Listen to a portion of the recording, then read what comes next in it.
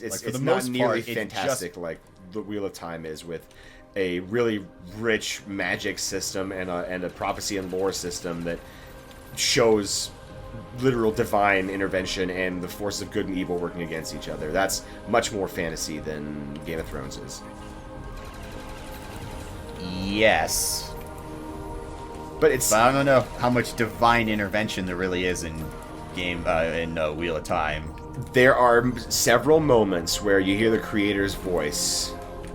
Minus the first book, and the very end point. Okay, those are the two that I was going to say. Voice. And the few ancillary points where you hear the Dark One's voice talking to either Rand or Damon or whatever Forsaken. And we know that the Dark One can influence events directly, because he's able to influence weather patterns. He locks the planet in place. Yeah, exactly. So he's got a lot of control. Now, whether the creator has as much as... It doesn't seem like it's as much overt control. He seems... Or it. Sorry, I don't know why I said he. I have no idea what the creator's gender might be. Because his voice is described as booming and loud. It's not described as willowy and dainty. And pretty sure a woman can be booming and loud. You haven't worked with women in a kitchen very often. No, a woman's voice can be booming and loud. I don't disagree with this statement, but the creator is absolutely a dude. Either way, I don't think that matters to this argument at all. What does matter is he doesn't interfere directly. You're right. He does more. What about the Tavern stuff? Like, is that not the creator's will in some way? All of the Tavern plot armor that is bestowed upon these three boys and their ancillary characters, by extension, because, Rand needs Egwene, therefore Egwene can't die. Rand needs Nynaeve, therefore Nynaeve can't die. Sort of things. It's not absolute like that, but that's how it kind of works out. Is that creator's will, and is that its way of doing it? Because we know that, Rand is its avatar on the planet. The land is one with the dragon once he becomes Zen Rand, and he makes things grow and flourish. It's very, very creatory. Yeah. So, no, I mean, I would say that, that is... But I wouldn't necessarily attribute Tavern's nature to the creator either. I would say that it's a side effect of the importance they play in the pattern. But does the creator not create start the motion of the Wheel of Time? No, because the Wheel of Time is always turned. But the creator has always existed as well. So what does a creator create? As far as we know, the creator, and this is I've never actually given this much thought, but as far as we know, the creator could just be a reimagined version of the Three Spinners of Fate. Because we talk about the pattern weaving and stuff like that. That's true. Complex things, the age lace. And Robert Jordan really liked to borrow from every single possible combination of mythology and philosophy. Yeah. So I could make the case pretty damn well that the creator is just a one person or one deity thing version of the Three Spinners. Or is the creator a part of the wheel? And not the other way around.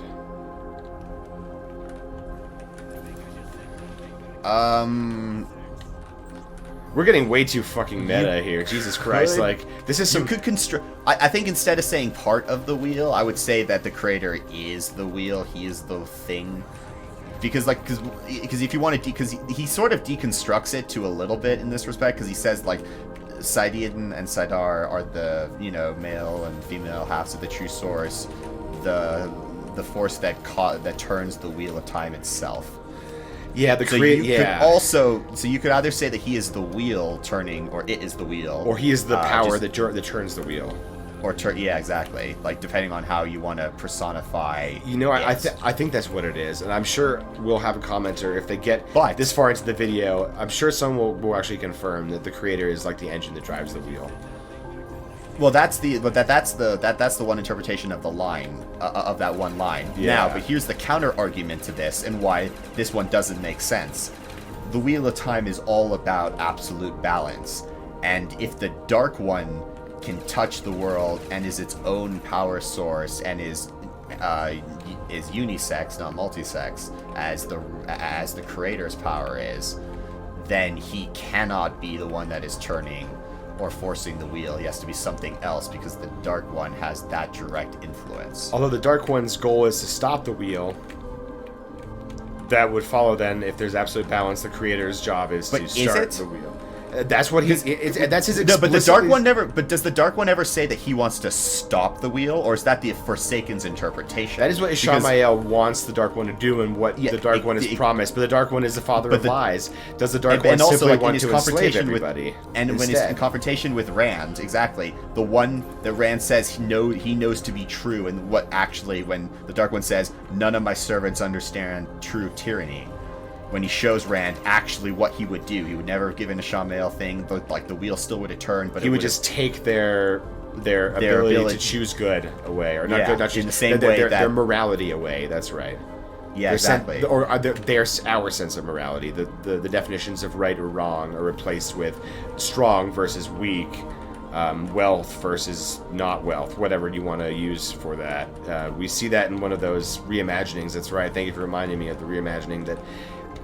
When he shows the cold, casual way that the shopkeeper murders a little boy for stealing, just pulls out a pistol, shoots him, and nothing ever happened, and Rand is just aghast. And then when they try to rob Rand in another turning of the wheel vision he has, in that he's when he's in Camelin. They say, why should a man have a right to anything if he can't hold on to it, kind of mentality. Which is very, well, let's not get political, never mind. Yeah, let's not. But, so... Let's get it started. Whoa. So, I guess, this is a real... I mean, anyone who freaking made it this far, do comment about what you just listened to, because this is probably the most in-depth nerd philosophical thing I've ever had about Wheel of Time. And that's saying something, because before we started any kind of recording... Ian and I had some long talks about this, not this topic, but Wheel of Time. But the Wheel of Time as a whole. I mean, hell, if you want to talk about like some of our nerd topics about Wheel of Time that we talked about, I mean, just earlier today we were talking about Lanfear escaping the sphere as after the bore is opened.